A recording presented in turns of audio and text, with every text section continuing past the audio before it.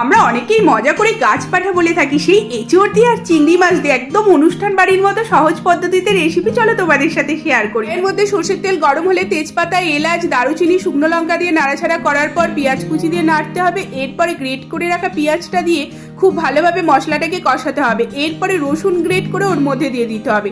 সুন্দরভাবে কষানো হয়ে গেলে আদা আর শুকনো লঙ্কা একসাথে পেস্ট বানিয়ে নেওয়ার পর মশলাটার সাথে চিকেন মশলা গুঁড়ো দিয়ে খুব ভালোভাবে কষিয়ে নেওয়ার পর অর্ধেক মতো সেদ্ধ করে রাখা এঁচোড় আর আলুকে ওর মধ্যে মশলার সাথে খুব ভালোভাবে নাড়াচাড়া করতে হবে। একটা মিডিয়াম সাইজের টমেটো দিয়ে দেওয়ার পর মশলার সাথে নাড়াচাড়া করে নিতে হবে এবং ভেজে রাখা চিংড়ি মাছগুলো দিয়ে সুন্দরভাবে নাড়াচাড়া করে ঢাকা দিয়ে রাখতে হবে। এরপর পরিমাণ মতো জল দিয়ে যেই রকম গ্রেভি পছন্দ নামানোর আগে অর্ধেক চামচ ঘি দিয়ে আর ঘরেই তৈরি করা একটা গরম মশলা গুঁড়ো দিয়ে নিয়ে নিলেই দুর্দান্ত স্বাদের এঁচোড় চিংড়ি আমাদের একদম রেডি। গরম ভাতের সাথেও খেতে কিন্তু বেশ ভালো লাগবে। বাটা মশলা দিয়ে করার ফলে রান্নাটা কিন্তু খুব তাড়াতাড়ি হবে। কেমন লাগলো কমেন্টে জানিও।